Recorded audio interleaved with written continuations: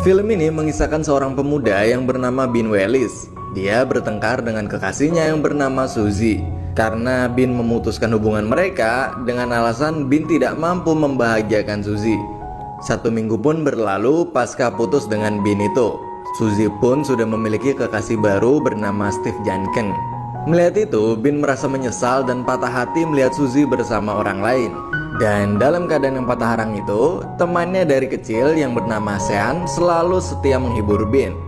Sean menganjurkan Bin untuk segera mencari pasangan baru untuk melupakan Suzy. Malam harinya, Bin mencoba menghubungi Suzy untuk meminta maaf dan mengajaknya kembali. Namun Suzy menolak dengan alasan dirinya sudah bersama Steve.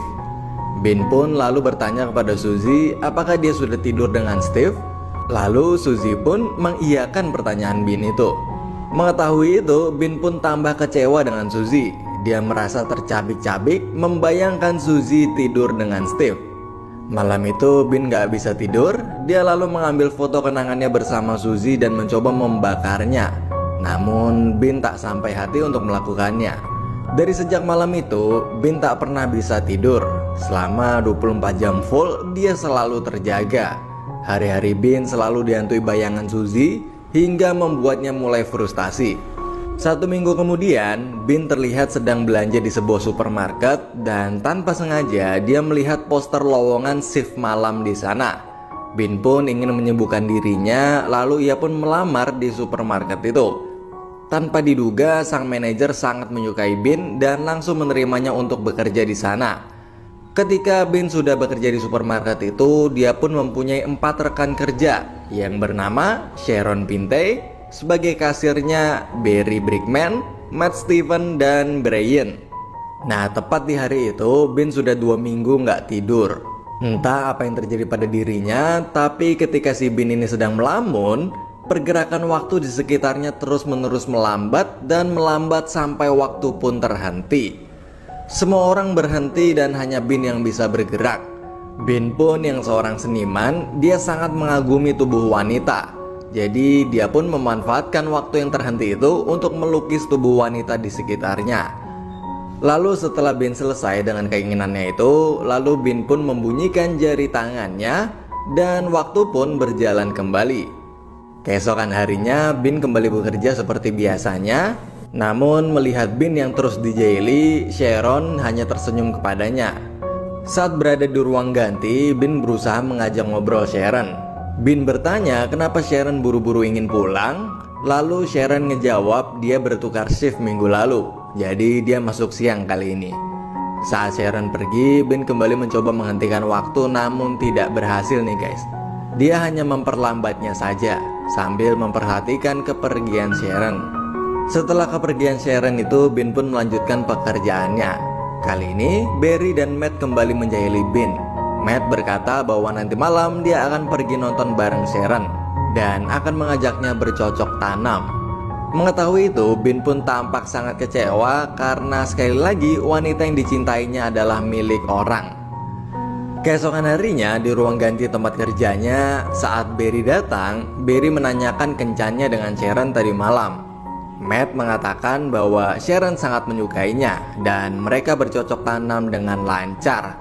Bin yang mendengarnya itu jadi tambah kecewa. Kemudian si manajer datang dan mengatakan akan ada pertandingan futsal dengan cabang lainnya. Di malam yang telah ditentukan, pertandingan pun dimulai. Saat Matt sedang menendang bola ke wajah si manajer, Bin pun menghentikan waktu lagi dan terlihat tim Bin kalah telak 26-0 nih teman-teman. Dia berjalan keluar untuk mengambil air minum dengan kemampuannya ini dan dia merasa aman dan tak tersentuh. Tiba-tiba Bin mendengar bunyi sesuatu. Seharusnya tidak akan ada bunyi sesuatu karena waktu telah berhenti. Ternyata Bin sadar bahwa bukan cuma dia yang bisa menghentikan waktu. Masih ada yang lainnya yang sama seperti dirinya. Lalu Bin pun kembali ke lapangan futsal dan kembali membunyikan jarinya. Seketika itu, waktu pun berputar kembali. Akibat tendangan keras yang mengenai si manajer, akhirnya hidung si manajer pun patah.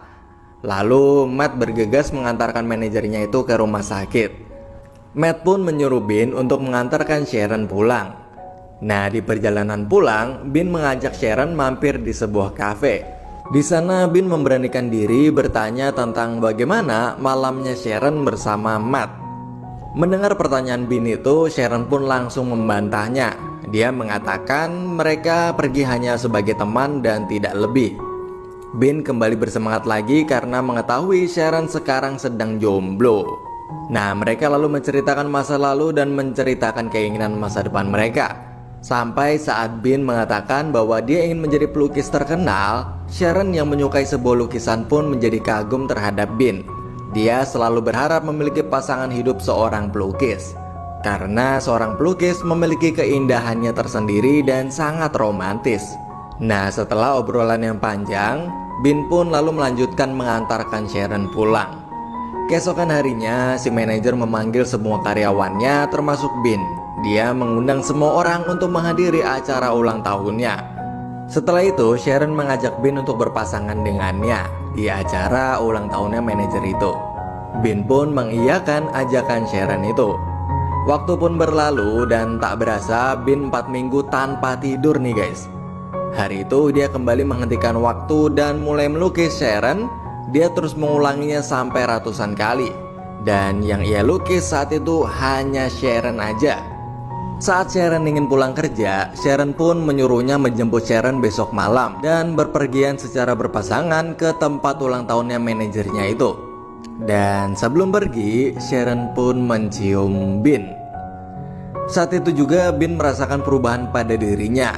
Seketika itu dia merasa kutukan tidurnya telah menghilang.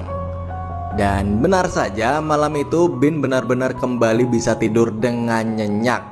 Nah, di tengah tidur yang nyenyak itu, Bin pun dikagetkan dengan telepon yang berdering dan ternyata itu adalah Matt dan Barry yang mengerjai Bin.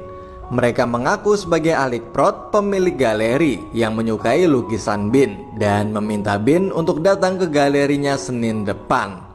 Malam itu tibalah malam ulang tahun si manajer, lalu Bin menjemput Sharon. Nah, sebelum pergi ke pesta, Bin pun menceritakan pada Sharon bahwa ada salah satu galeri yang tertarik akan lukisannya itu. Sharon pun ikut senang dengan kabar itu. Tanpa diduga di tengah pesta, Suzy, mantannya si Bin pun juga hadir di sana nih guys. Ternyata kekasihnya si Suzy adalah saudara si manajernya itu. Pesta kembali berjalan dengan kegilaan si manajer, dan saat itu Bin yang ingin buang air kecil mengantri di toilet, namun ia malah bertemu Suzy di sana. Anehnya, Suzy lalu menghampiri Bin lalu berkata bahwa ia menyesal dan ingin kembali bersama Bin. Di situ Bin terlihat bingung karena Bin telah bersama Sharon. Di sisi lain, Bin masih mempunyai perasaan dengan Suzy. Di tengah diamnya Bin itu, Suzy pun langsung menciumnya. Dan tanpa diduga, aksi Suzy itu dilihat oleh Sharon. Sharon yang melihat hal itu, dia sangat amat kecewa dan meninggalkan pesta. Bin yang menyadari hal itu, Bin pun lalu seketika menghentikan kembali waktu. Lalu Bin meninggalkan Suzy dan menghampiri Sharon. Di tengah waktu berhenti itu, Bin pun berpikir keras bagaimana cara untuk meyakinkan Sharon. Kemudian Bin pun teringat karya lukisannya yang akan dipajang di galeri milik Alekprot itu. Bin pun memutuskan akan memajang lukisan Sharon di galeri itu dan mengundang Sharon untuk melihatnya. Nah, setelah solusi ditemukan, Bin pun kembali membiarkan waktu berjalan. Setelah pesta usai, Bin pun lalu mendatangi rumah Sharon untuk menjelaskan tentang Suzy. Namun Sharon yang sedang emosi lalu memarahi Bin. Dan karena Bin berasa tidak berhasil, lalu Bin pun pergi dengan perasaan yang kacau balau. Dan ketika dia berpisah dengan Sharon, tiba-tiba kutukannya kembali. Dia menjalani hari-hari tanpa tidur. Dan tibalah saatnya bertemu dengan pemilik galeri Alekprot. Setelah bertemu dengan Alekprot, Alex mengaku tidak pernah menelpon Bin sama sekali, juga tidak pernah membuat janji dengan Bin. Bin tersadar bahwa ada seseorang yang sedang mengerjainya.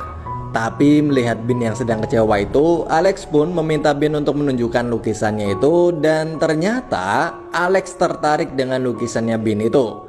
Lalu Alex ingin membuat janji yang sebenarnya untuk menampilkan lukisan Bin itu di galerinya. Bin pun teramat senang, lalu Bin pun mengundang Sharon untuk menghadiri surat undangan milik galeri itu. Di hari yang sudah ditentukan, ramai banget orang-orang yang sedang menikmati hasil karyanya si Bin itu. Bin pun hanya berdiri di tengah ruangan sambil menunggu kedatangan Sharon itu. Sharon kaget karena ratusan lukisan dirinya terpampang di dinding galeri. Dia tidak bisa berkata apa-apa dan hanya bisa tersenyum dengan bahagia. Lalu Sharon pun menghampiri Bin. Bin lalu berusaha menjelaskan tentang hubungannya dengan Suzy. Namun Sharon menghentikannya lalu berkata, apa yang ada di galeri ini sudah menjelaskan semuanya. Lalu Bin bertanya, apakah kau percaya kepadaku? Dan kemudian Bin pun mencium Sharon dan seketika itu waktu pun berhenti. Lalu Bin mengajak Sharon keluar untuk menikmati hujan salju di tengah waktu yang berhenti itu. Dan mereka pun kini hidup bahagia bersama.